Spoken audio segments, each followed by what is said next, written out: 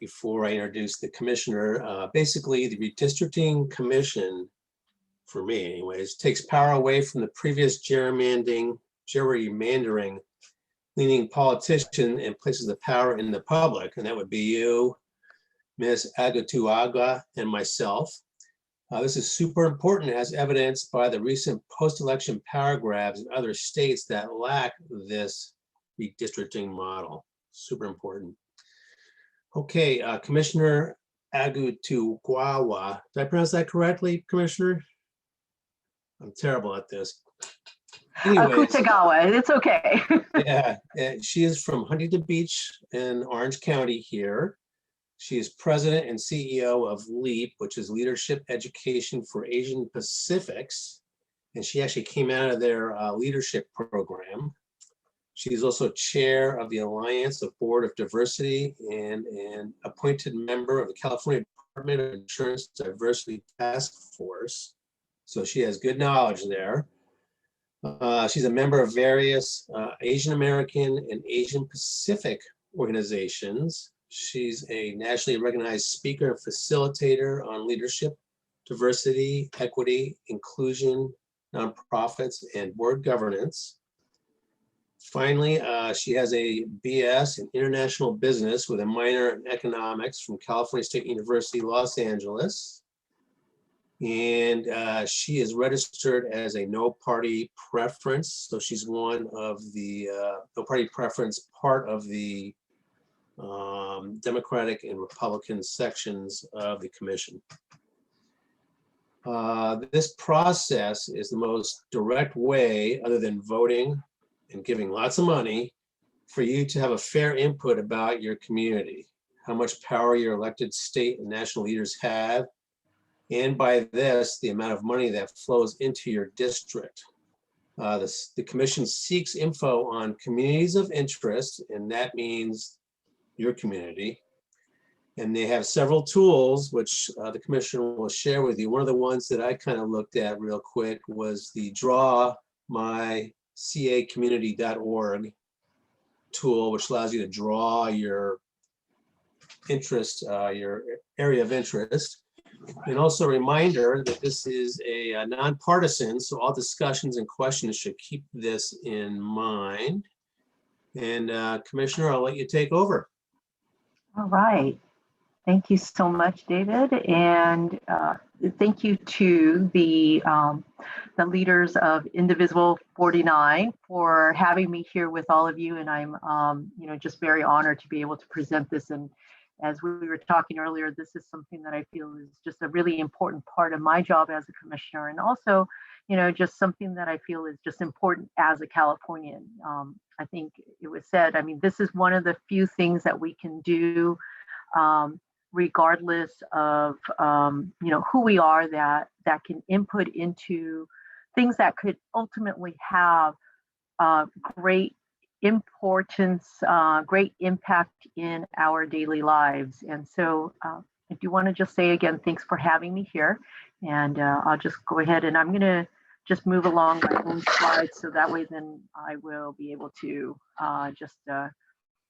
keep it moving. So one of the things I do need to say, and this is one of the official, I guess, kind of caveats that I have to give, because we're a public body, I cannot take any public input. So I just want to remind all of you, no public input about the line drawing process in terms of what your communities of interest, what districts you want, what you want your district to look like.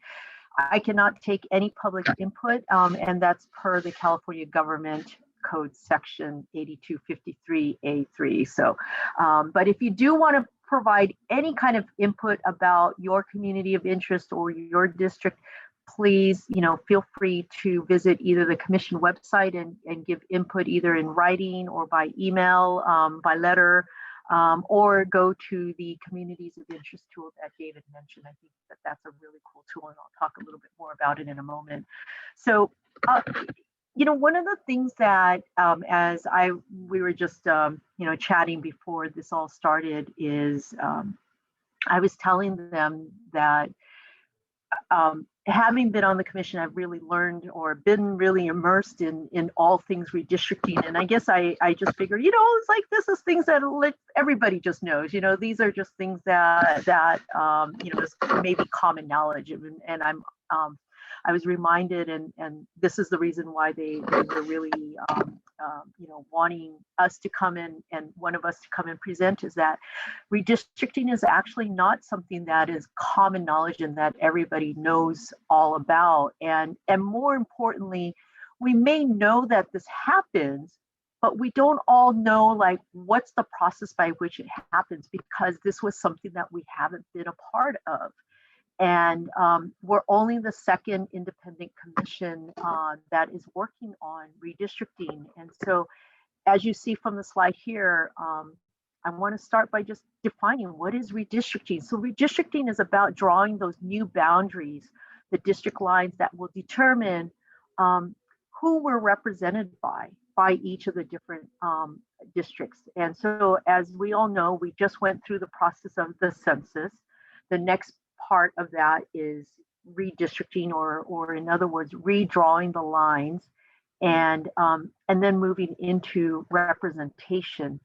And so as we go through this, just keep this in mind, that ultimately all of the work that the commission is doing, but all of the input that we're going to be asking all of you, all of your friends, your family members, your community members, your kids, anybody, ultimately all of what we're going to be asking you and everybody to do is to provide input that is going to lead to greater representation. And so what I'm going to do is I'll tell you a little bit about just a little bit more about redistricting, and then I'll get into who the commissioners are, and then a little bit about the history of how we came about, and then we'll talk about communities of interest and how you can provide input to the commission. So one of the reasons why we're redrawing district maps, as some people may say, why is it necessary? Well, I think we all know change happens. And as change happens, that means communities change. And communities change because people, babies are born, but unfortunately people also pass away and people move. Some people may move from one place to another place in California. Some people may actually move out of California. And then as people are moving out, there are also people who are moving in. And so therefore communities grow and some communities shrink. And so ultimately, when we're finished as a commission, we're going to be redrawing lines and creating new electoral districts where roughly these districts are going to be the same in the representation of the number of people. But over the 10 years, because of the movements, people, the district sizes do become a little unequal. And so that's why we go through this process of redistricting. So as you think about why is redistricting important, and I've been asked this question a lot, like, what's in it for me? Why should I care? Why should I be involved? Well, one, I think you should be involved, and redistricting is important because redistricting, and as it's been alluded to, redistricting has been used to exclude communities from power, specifically political power, by fully participating and being a part of the process. Then your community will have a better opportunity to ensure that you will be represented by a candidate that will really reflect and vote for your community's needs and interests. And so I think that this is one of the more important parts of really ensuring our participation. And I think that we've seen too many examples in other places where it's not fully representative of the voices of the people who live in those particular states and regions. And so I'm really proud that we do have this process. This is one of those unique processes in which we have a direct voice in the process of who gets to eventually represent us, not only through voting, but also through the process of redistricting. And, one of the things that I would also say to keep in mind is this is one of those few activities, civic activities, that anyone can participate in. You don't have to be a citizen. You just need to be a resident. You don't have to be 18. You could be 17 years old and a senior in high school, and you could care about your community. You could be really looking at what does civic participation mean, and you can actually take part in this process by speaking up and saying, this is what I think my community of interest is going to be. And so, for those of you, if you have kids that are, maybe in high school and they are very interested in civic engagement, this is a great opportunity for them to really study, what is this going to mean? Because, this is going to impact them for the next 10 years. So if they have an opinion about it, this is a great opportunity to really start getting their feet wet in the process. So how does redistricting affect you? So let me start by saying power to the people. Redistricting gives power to us, the people of California. And what it does is it takes away the process of actually drawing maps and districts away from the politicians, and it gives it to us, the people of California. And so, this process where the current commission is only the second commission. So I know that in some ways, this whole idea of redistricting is probably still something that many of us are getting used to. But, this is one of the cool things about our independent process. Secondly, it's about, being able to have somebody, who's going to champion your issues. That's why we're asking people to talk about and share with us and tell us about what you believe are your communities of interest and why they're important to you and why they should stay together. And also, who do you want your community of interest to also be connected to? Because as we're drawing these districts, you're going to be connected to other communities that also surround you as well too.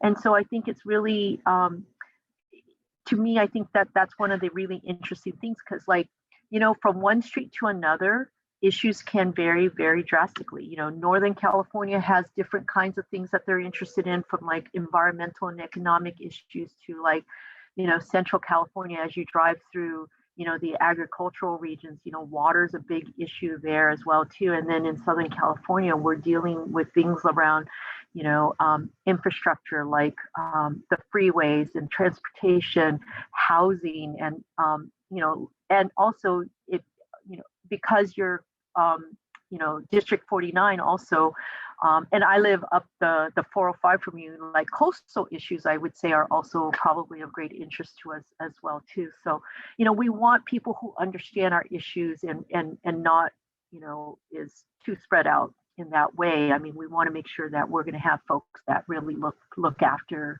what we're interested in.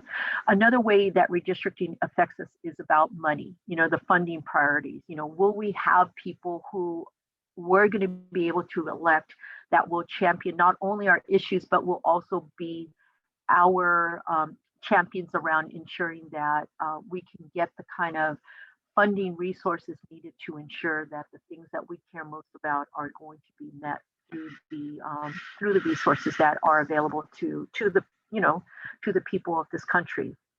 And so we want somebody who's going to fight for, what's important to us. And lastly, it's about community boundaries. So, redistricting is about redrawing those district lines, and it's about, who gets grouped with who. And really, again, this is where the more input we get, then I believe the better the quality of the maps that we draw, the district lines that we draw, because, the nuance that is really going to make the difference between, do we move a line, one street over or one street, another way. And the more inputs that we get from all of you who know your communities, the better that I feel we'll be able to actually create um, maps and district lines that actually represent what your ideas, what you feel you want to see. And I'll be honest, I mean, there's going to be a lot of hard choices that we're going to have to make. And we also realize that, yes, not everybody is going to be happy with everything, but the more inputs we get, hopefully the better decisions we'll be able to make, that will try to really ensure that as many people as possible will be happy with what we have. So the road to fair representation, I showed the image earlier. We went through the census. So obviously every 10 years, we do take the census. We want to make sure that everybody who is residing in the US is counted, and that data helps us to then forms the basis by which we'll be able to draw the new maps, and it accounts for the different shifts in population.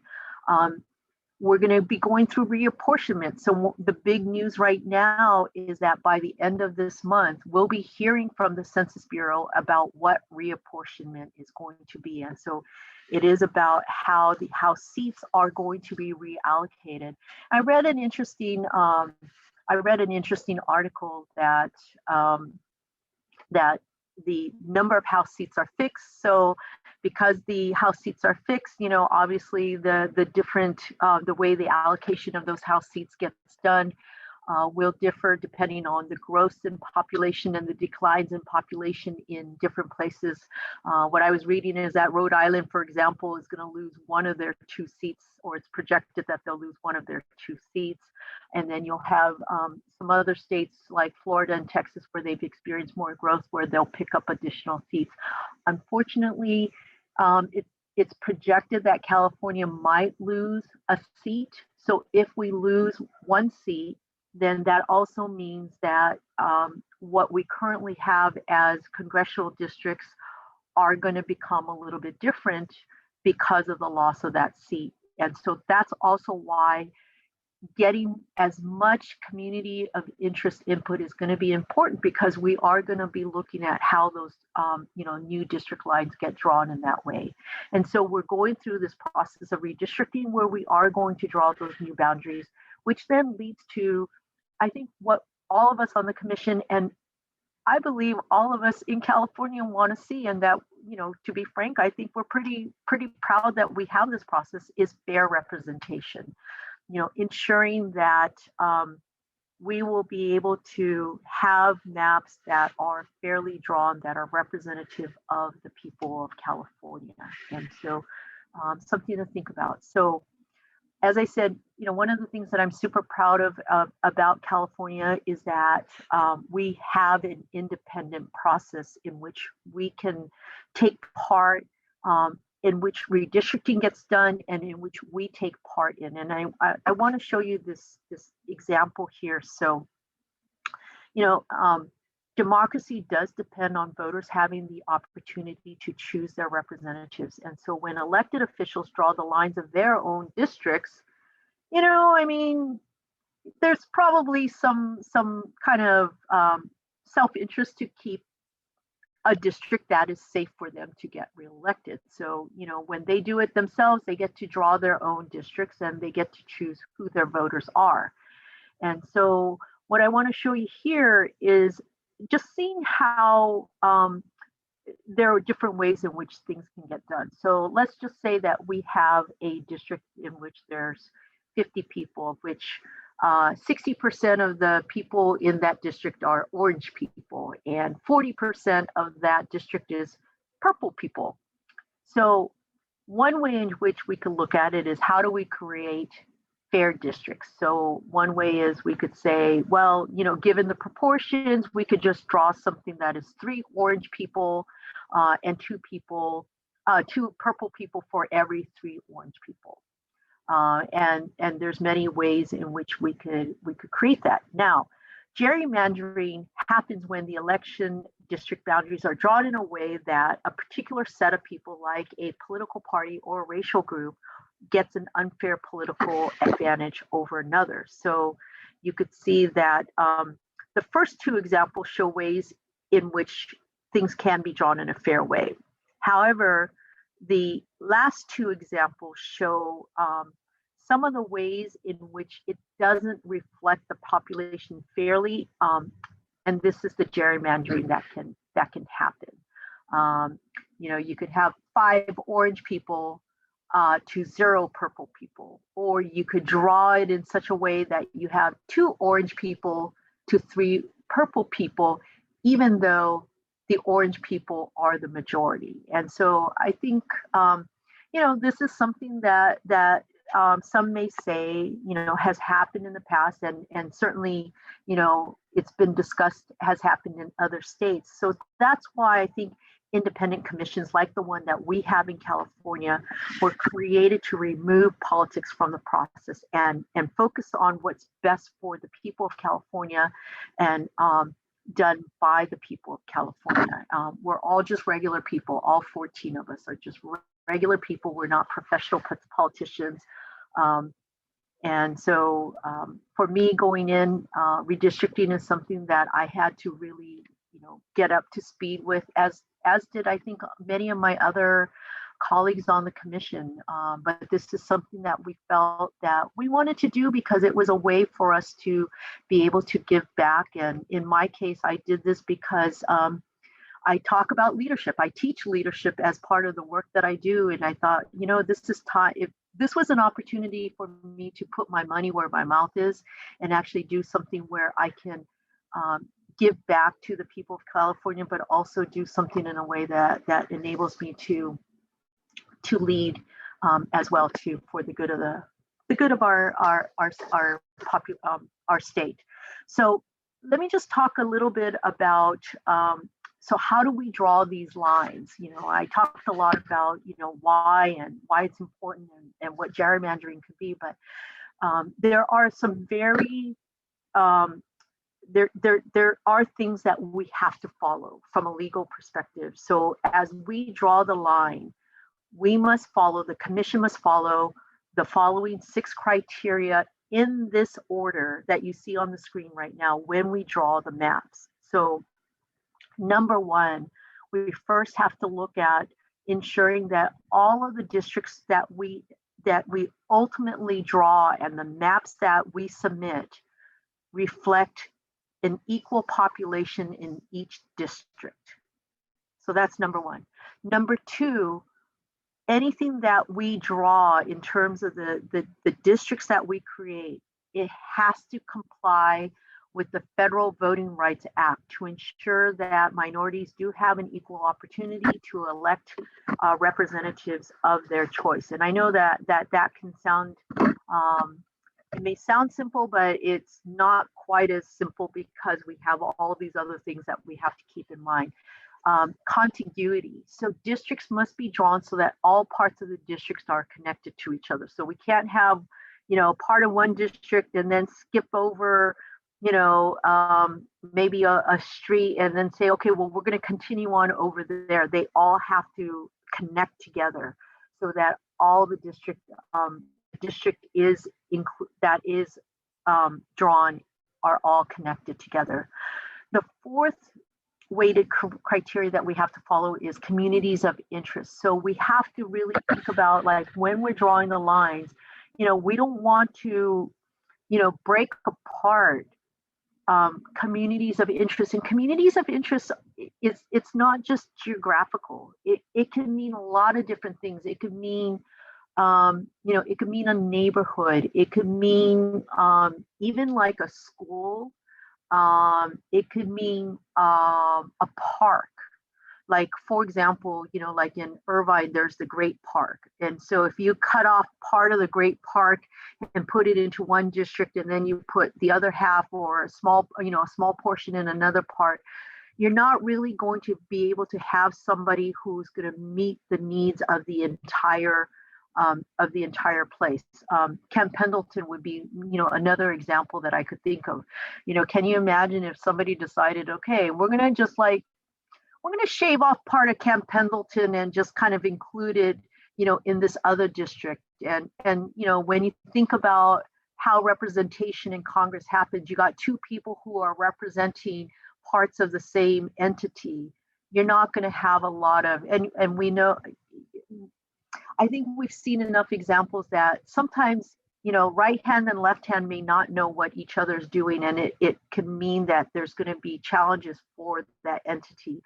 And so that whole idea of a community of interest, as much as possible, we have to minimize that division. It may not be completely avoidable, but it depends. I mean, what we're looking at is to try to avoid that as much as possible.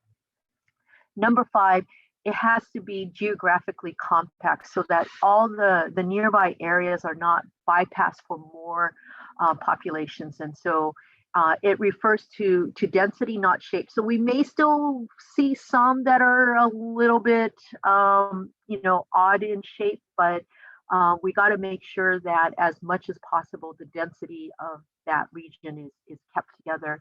And then the last one is nesting district. So as practicable as possible, each Senate district, so this is the California State Senate District, has to be comprised of 2 complete and adjacent California State Assembly districts. So they kind of nest into each other. And then the Board of Equalization districts, they're really large. They are to be composed of 10 complete and adjacent state Senate districts. So it's when you start seeing how it all works together, it's actually quite interesting to see how each of the districts all nest within each other. Now, as we're looking at maps, we have to, every time we go to one, we have to go back and make sure we check. So as we're looking at contiguity, and as we get to contiguity, then we have to go back and make sure in achieving contiguity, we got to make sure we don't violate the Voting Rights Act and we don't, end up with an unequal population. So there's this constant, adjusting and readjusting. Last thing I want to just mention is that the place of residence of any incumbent or political candidate may not be considered in the creation of the map. And so we don't look at partisan balance, to ensure, a district should favor one, like a political candidate or an incumbent or a political party. It's really as political party agnostic as we can try to be, because that's not really the main consideration. These other 6 things are the main consideration over partisanship. So I'm sure that you may be aware of this, but the state is not the only one that is going to be doing redistricting. But what's also really interesting, and this is what I'm starting to see more of, and you may be hearing and seeing some of this as well too. We have 58 counties. Some of the counties are doing their own independent redistricting, but all the counties are going through their own process. But some of them are doing independent. In fact, I think San Diego, the county of San Diego might also have their own independent redistricting process that I think they're also going to be undergoing. 482 cities in California, again, some of them have their own processes as well too, depending on how they're broken up. I know that the city of Los Angeles, and I am pretty certain the city of San Diego also have their own independent redistricting process as well too. So for a lot of the cities and counties, the independent redistricting process is also very new to them. I think what the very first state redistricting commission showed is that this is something that works, and this is something that is worthwhile doing. School districts will have their own processes, especially if they have districts versus like at-large seats. And then interestingly, water districts and community college districts may also engage in their own redistricting efforts as well too. So redistricting is all around, and I think the interesting thing is that as much as possible, I think we're all going to try to support each other as communities of interest. Input comes into us. I would figure that county, city, school districts, and any entity that's going through redistricting is going to be looking to see what kind of inputs did we get that they can also use as well too, and really being able to supplement what they may be hearing from their own folks as well.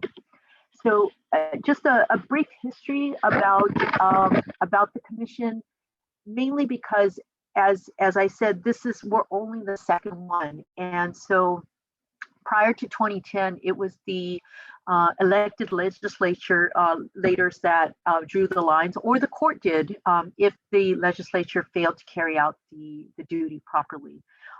In 2008, Proposition 11, the Voters First Act, or Redraw the Lines for the State Senate, State Assembly, and the Board of Equalization was passed. And then in 2010, for Proposition 20, it also added congressional districts to the work of the Independent Commission. And then in 2010, the very first Independent Citizens Redistricting Commission was seated.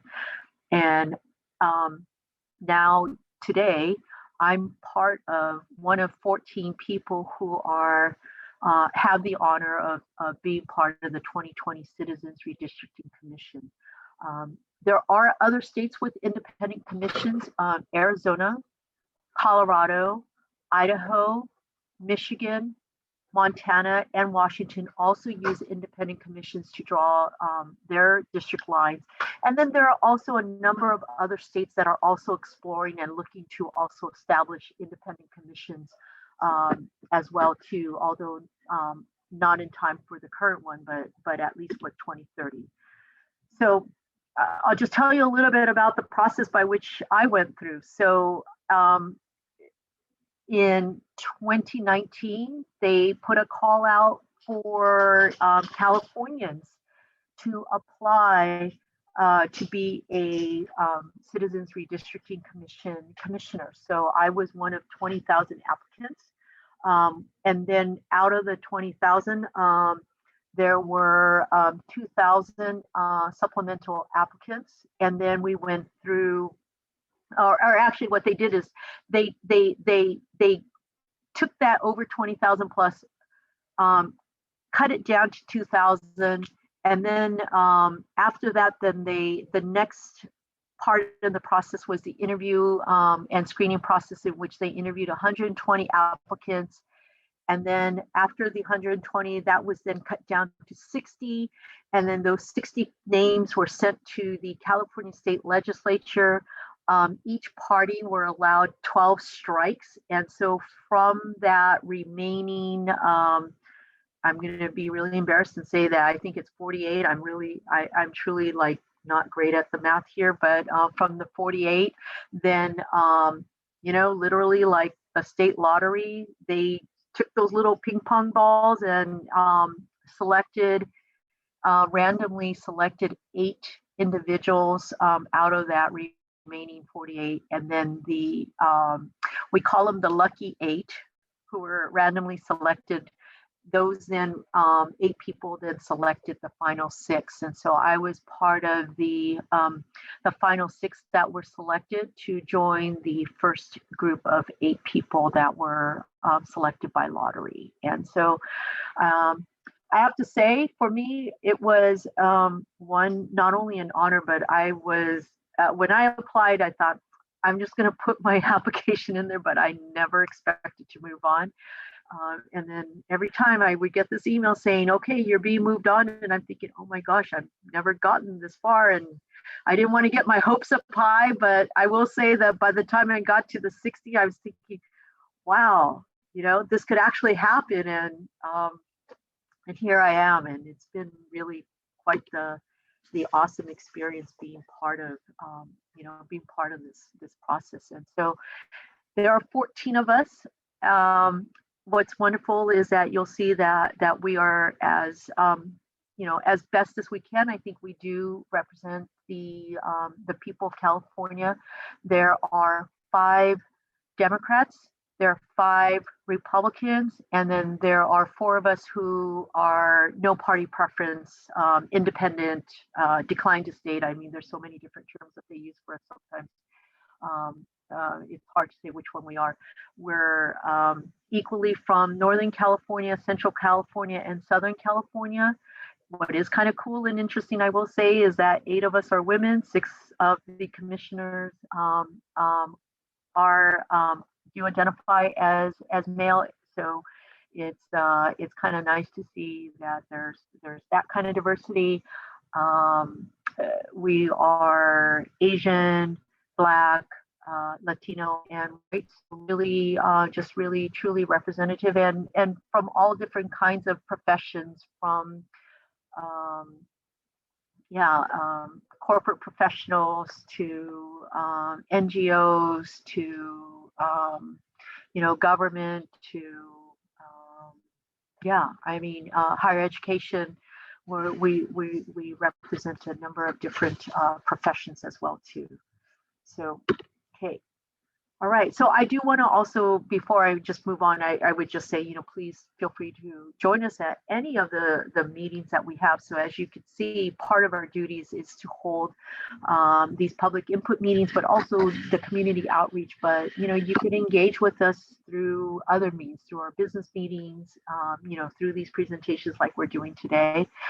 The other big role or responsibility that we have is to draw the final maps for Congress, which is roughly right now 53, but which could become 52. State Senate districts about 40, Assembly districts are about 80, and Board of Equalization seats are 4. And so just as an example, you could see the visual of what I was talking about earlier in terms of the nesting that would happen, that a Senate seat is consisting of at least 2 Assembly seats, and the Board of Equalization will consist of at least 10 Assembly seats. So that might just give you a visual here. And let me just keep moving on. I want to just say that we're also very conscious about wanting to ensure that we're doing as much outreach as we can.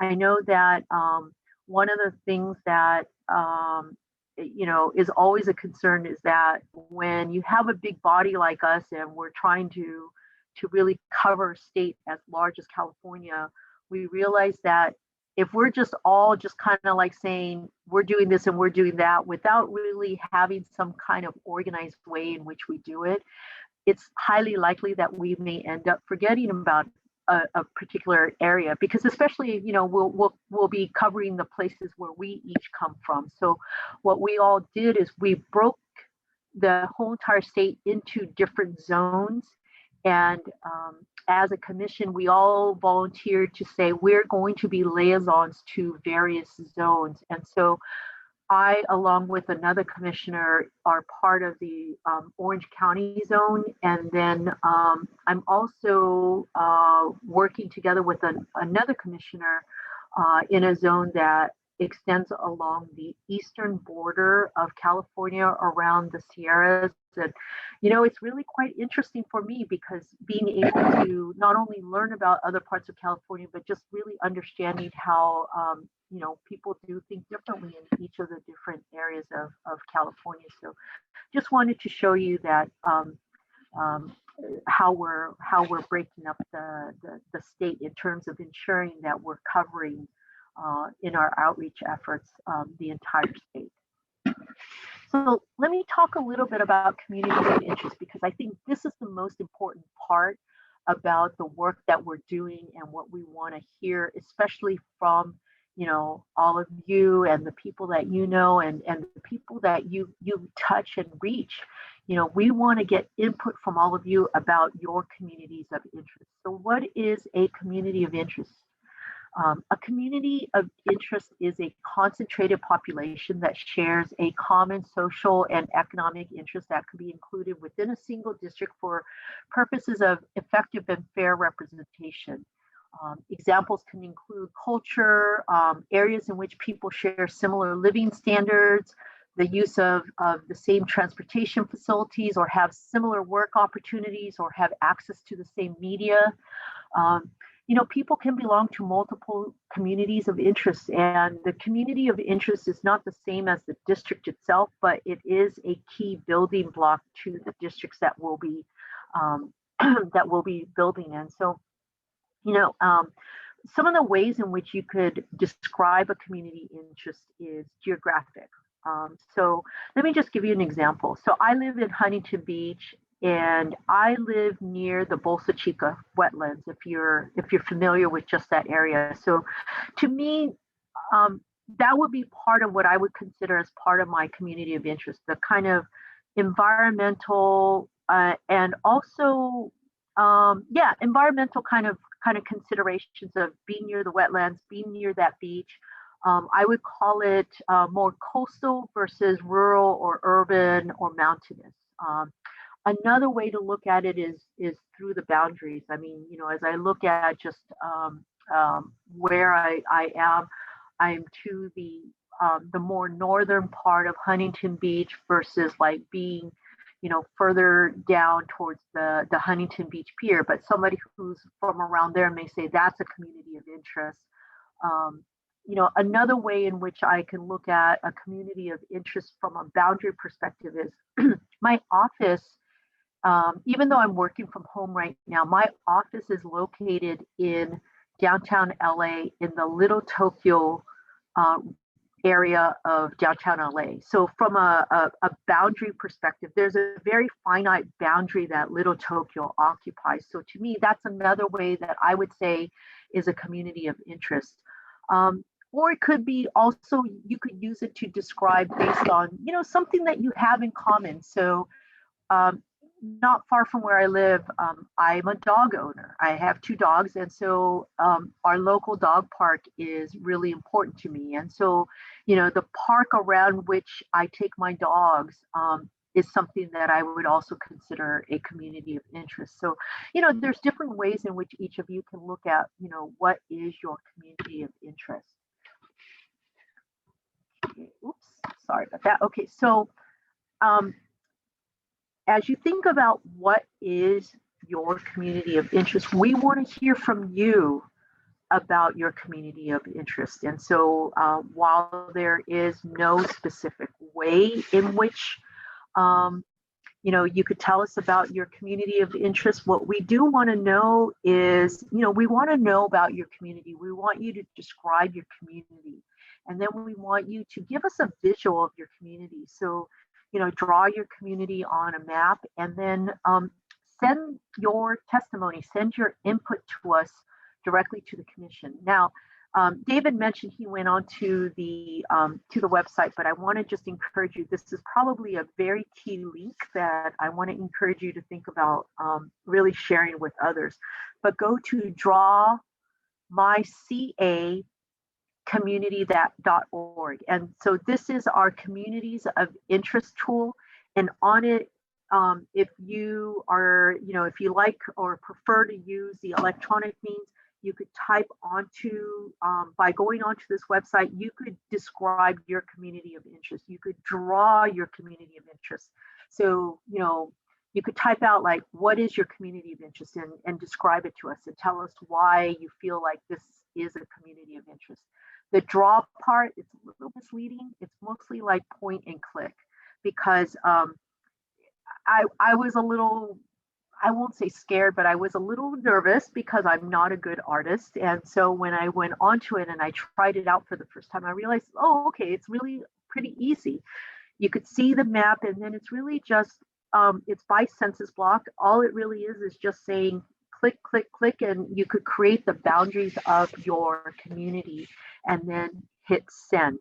And so there are other ways in which you can also provide public input or testimony about your community of interest besides the tool that I just mentioned and the website. By the way, I also want to mention that we will have that same communities of interest mapping tool available in paper form with prepaid postage that anybody can then just write and draw. But you could go to our website and it'll take you to the drawmycacommunity.org communities of interest mapping tool. You could also even just email us your communities of interest input. You could, you could type out a letter. You can then even create visually your own. You don't have to use the tool, but you could create your own map, or you can cut and paste the map that you create in another way. You can even, believe it or not, you could even call us and leave a voicemail for us about like describing your community of interest, or you could send us a letter describing what your community of interest is. I'll give you an example. We just recently received some input about a community of interest from somebody, and he put it on a PowerPoint. His entire testimony was on a PowerPoint, and so that was really interesting to see.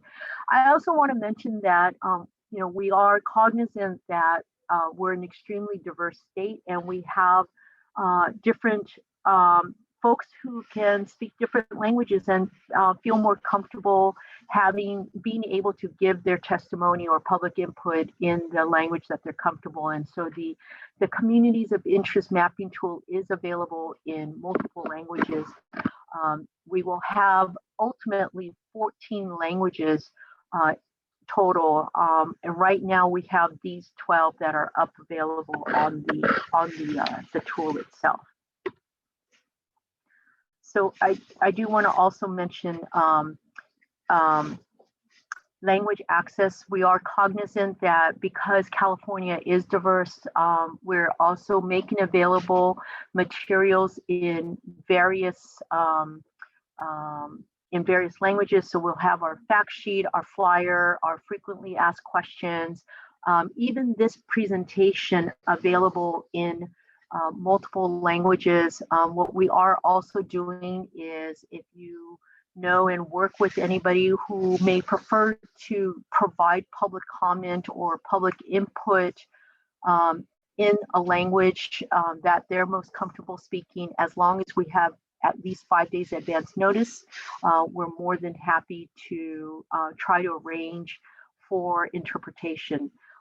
In the 12 languages that you see on the screen, we will be, as long as we have that 5 days. If you don't see a language, but you know somebody who may, let's just say, speak an African language, like we recently had a request for interpretation for Somali and for Oromo, which is another language from Africa, and they asked to be able to have some people be able to give testimony or comment in those languages. So we were able to arrange for an interpreter, even though it isn't one of the 12 languages that we would easily be able to provide interpretation. And so we do want to, encourage,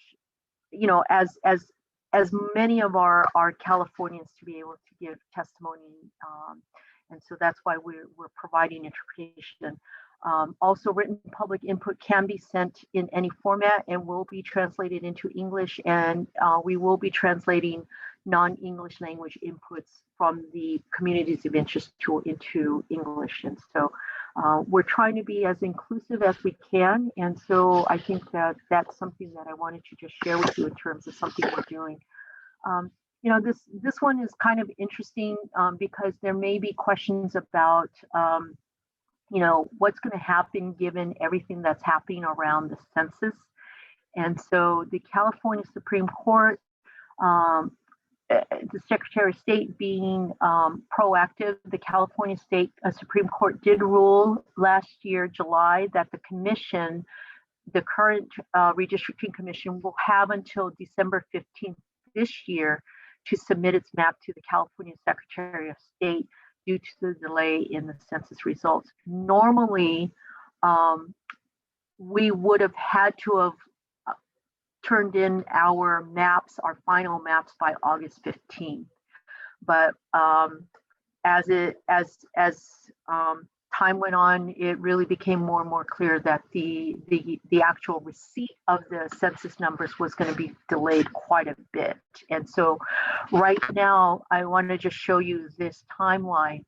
So you'll see that as a commission, we're taking advantage of some of the extended time, but the additional time on the beginning in which we have this opportunity to do more education presentations, to gain more public input.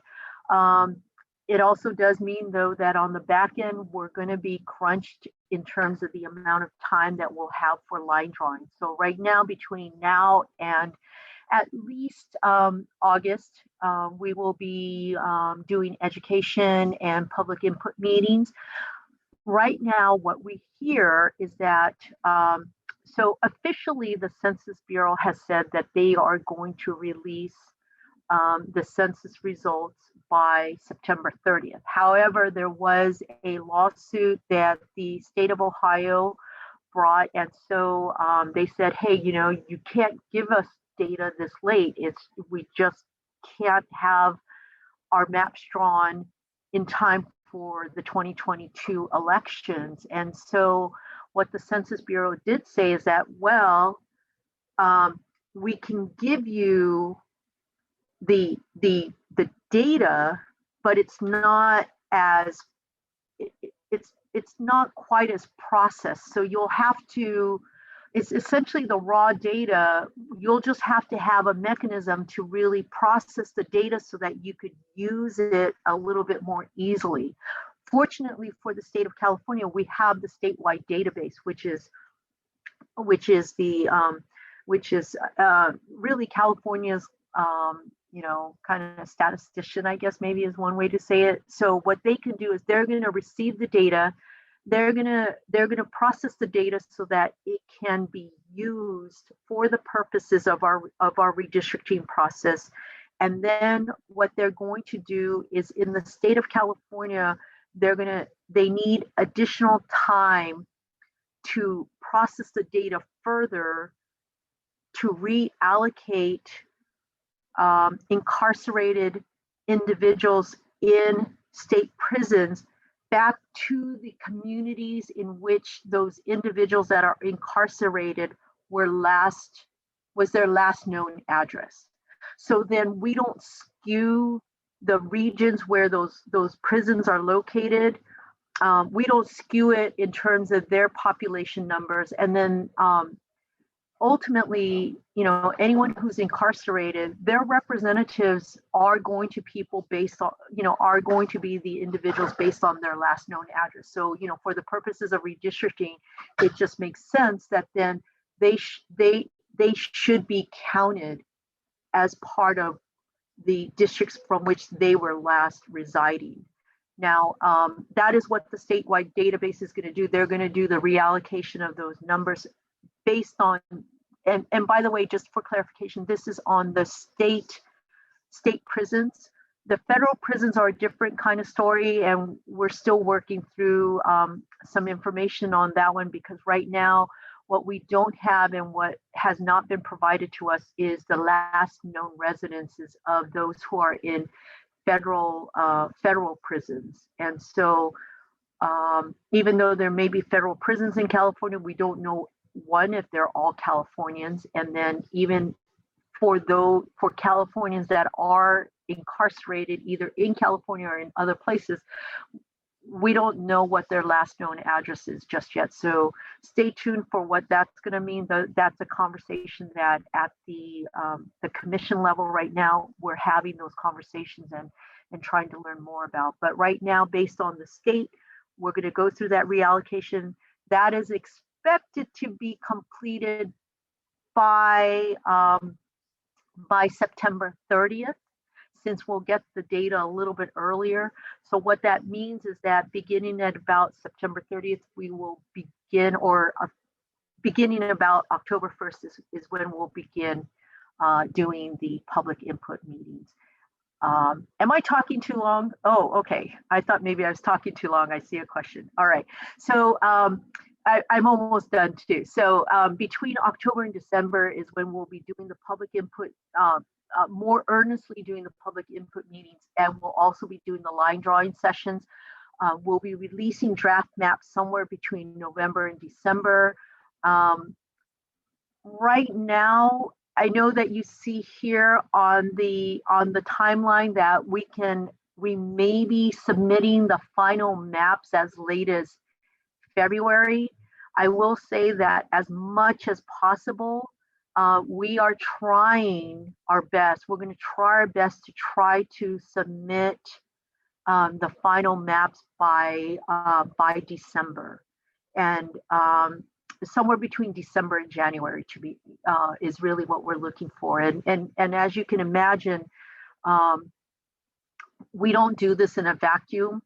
And so the later we get, then the more there's going to be an impact on you know, the registrar of voters and anybody who's going to be, you know, I mean, you know, having to set up for, you know, the elections, also for the candidates. You know, I mean, there's a lot of candidates right now that are saying, I'm going to run for this and I'm going to run for that. But, you know, that could change completely once it comes time to officially filing your papers for the seat that you're going to run for, because until we finish our maps, I mean, nobody knows for sure what district that they'll ultimately be running for. So we're very cognizant that that any delay that we have then adversely impacts, you know, the rest of the system. So we want to, as much as possible, make sure that we are going to be within a time frame that ensures that, and also,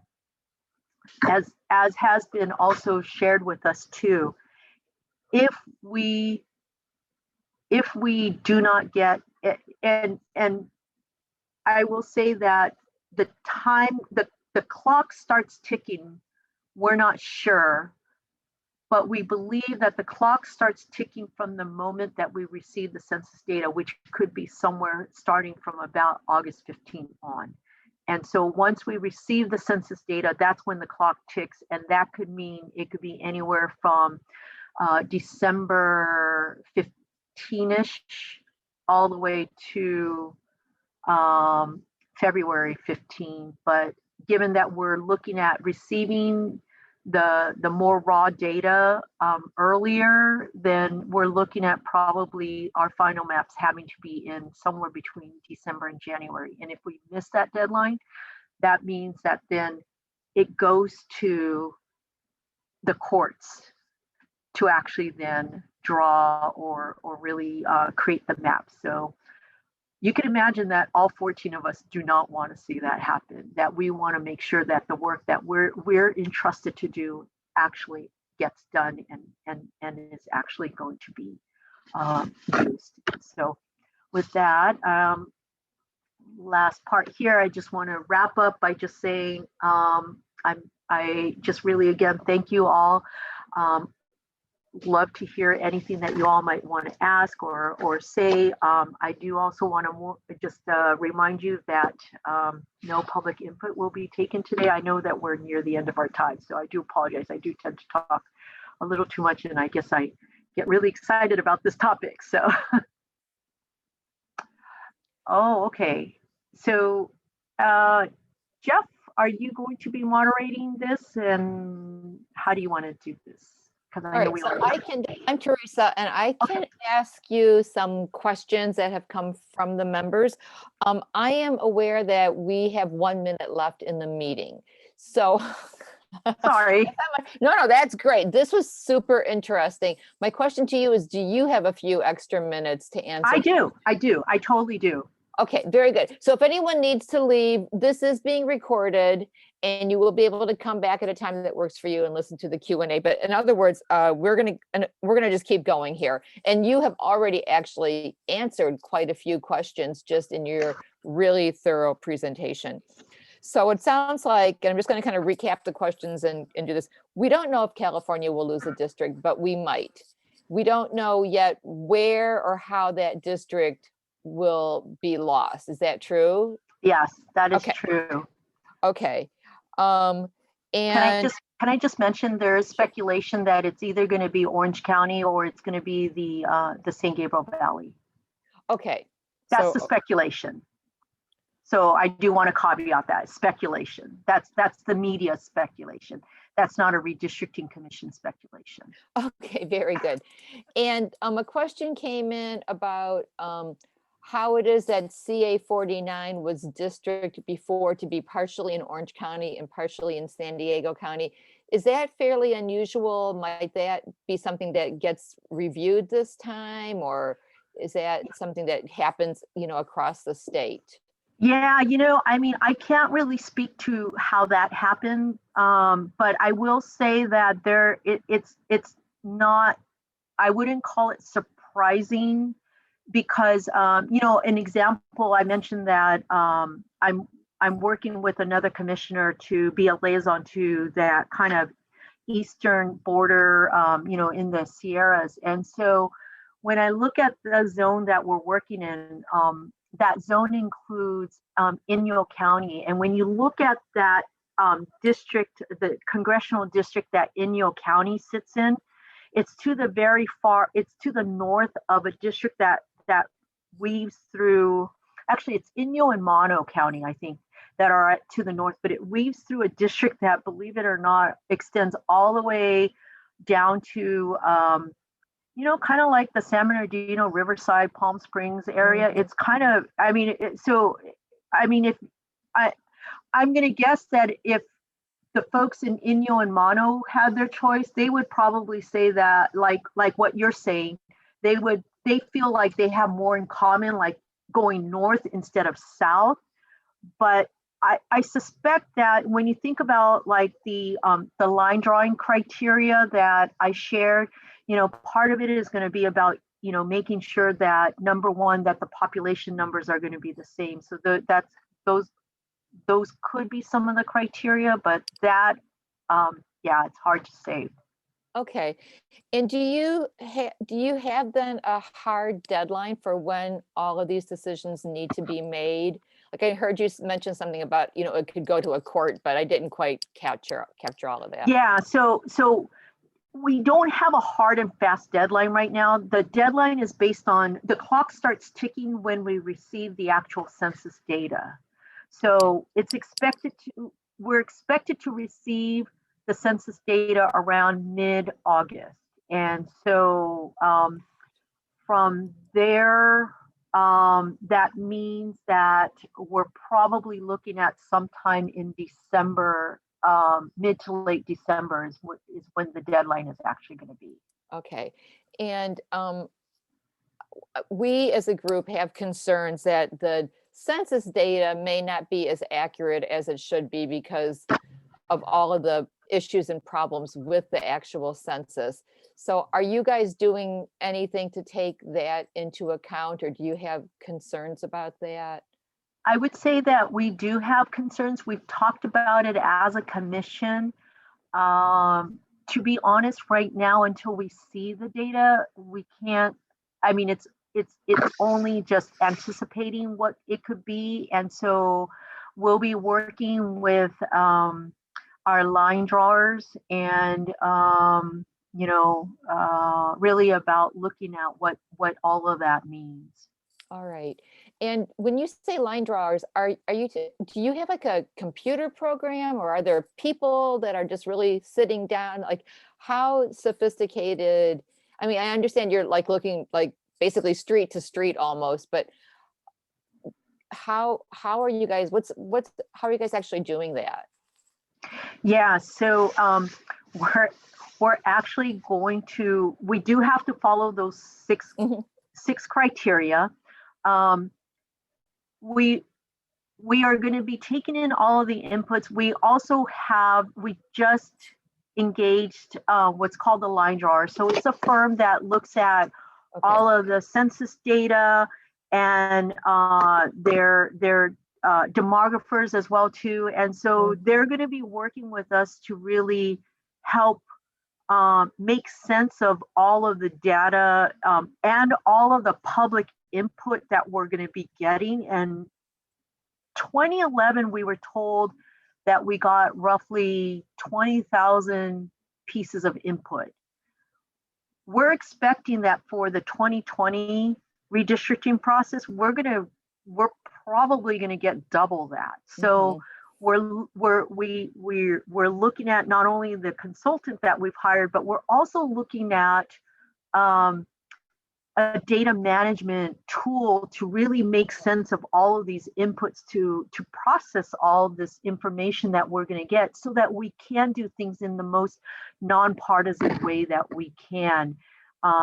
And again, we're also going to be looking at the Voting Rights Act. That's going to be really important. So we're looking to hire a voting rights specialist, legal counsel, to help us around ensuring that we're going to be in compliance with federal law around that too. All right, very good. I feel like although I didn't ask the questions the exact way they came in, I tried to get the essence of them based on what you had already told us. If anyone else has a question, they want to unmute themselves. Jeff, can they unmute themselves now and do that? Or Certainly, absolutely, okay, please do. okay, so we have a question over here with Robbie, right? Robbie, if you want to unmute yourself. My question is the great migration that people are talking about since COVID and people moving to more rural areas, is that going to be impacted at all or taken into consideration at all in this sense, in this districting? I think it'll only be there'll only be an impact if they had moved and they, when they took the census or when they participated in the census. So the census is essentially a snapshot of when, they either filled out their census forms or when, the individuals came around, to follow up. So yeah, any movements that happened afterwards, and they'll be counted in the next census if they move again. So yeah. Okay, thank you. Sure. Anyone else? Ellen? So what about the college students who normally are counted in their own universities, yet they ended up staying home because of COVID? How are you going to deal with that? Because that's not really an accurate representation.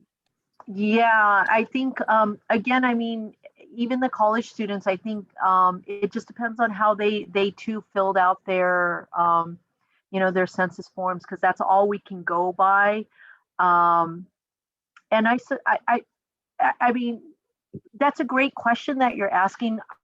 My understanding is that even though they may be coming to college here in California, but they may be from somewhere else, depending on, I guess, yeah, I mean, I guess it just depends on how they filled it out. But I mean, it'd be the same thing if they weren't here, then they'll get counted based on where they were, unfortunately. So did they have the opportunity to say, if it weren't for COVID, I would be at UCSD in San Diego, for example, or not? No, I don't think so. I mean, I don't think that the census allowed them to claim themselves in that way. I think, for example, like those who are incarcerated, I mean, that's a little bit different because, it's who was there at that time. And that was a little bit easier to say, okay, you're in a place. And so we have the data or we're going to be given the data to take that into account to reallocate their last known address. All right, thank you. Anyone else have the question? I'm looking here. I think that's it for now, Linda. Oh, is there more? Hey, there's, okay, Kathy. Sorry, go ahead. One more question. You were mentioning about bringing in some outside help when you're redistricting, drawing the lines, like the attorney and so on and so forth. Where are these people from and how do you vet them? Are they Californians? I'm assuming they're Californians, but you mentioned that you guys that are actually on the redistricting board, which party affiliation you have, those that are no party preference or Democrat or Republican. How does that come into play with whoever you're going to hire to come in and help with the drawing the lines? Yeah, and thanks for asking that question. And it's a great question. Actually, so we actually put out an RFP, and they went through the line drawing consultants went through a pretty rigorous process by which we had a committee really vet them and really looked at who made sense to to select. I will say that it is a dual team, and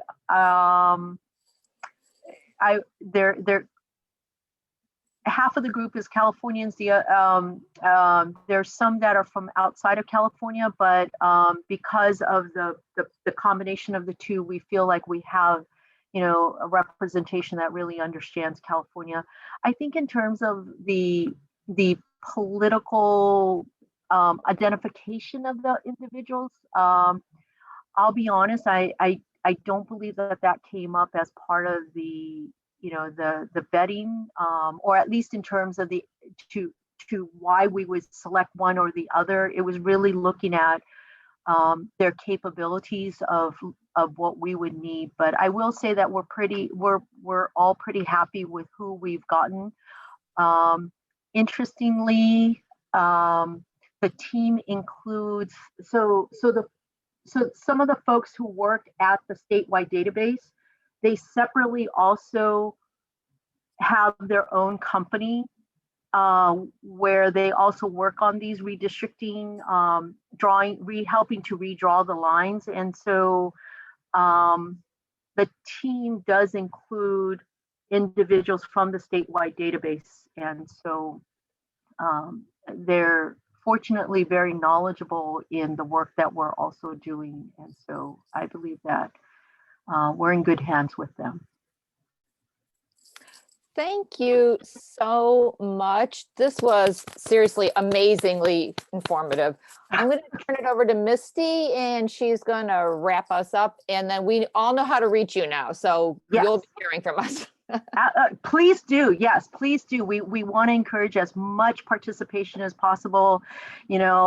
Please encourage everybody get involved. I mean, even if it's just to listen in and just kind of hear what we're talking about, and just to get a kind of a sense. We want to hear. This is what I think. The more input we get, and I don't care if we get like 100,000 pieces of input, the more we get, the better the quality of maps that I think we'll be able to draw. So Information is power. Yep, exactly. Misty, I think you're on mute. Okay, my turn then. Thank you so much, Commissioner Akutagawa. We really, really appreciate you taking so much time and being so thorough in your explanation. You will definitely be hearing from us, possibly as a group collectively and possibly as individuals. But we do want to let everybody know we will have our member meeting on May 15th. Please pay attention to the newsletter. The link will be in there first, and it will be at May 15th at 3 p.m. I will just give you a teaser that we will be having the Patriotic Millionaires discussing how to make the tax code more fair, and also we'll have our favorite congressman here to talk to us at that meeting as well. So again, Commissioner, thank you so much. You've provided enormous information, and everybody else, we hope to see you in May. All right. Thank you all for having me, and thanks so much for your engagement too. Thank you. Thank you, David, for putting this together. This was fantastic. Yes. Thank you, David. All right. Bye all. Thank you. Thank you. Bye-bye.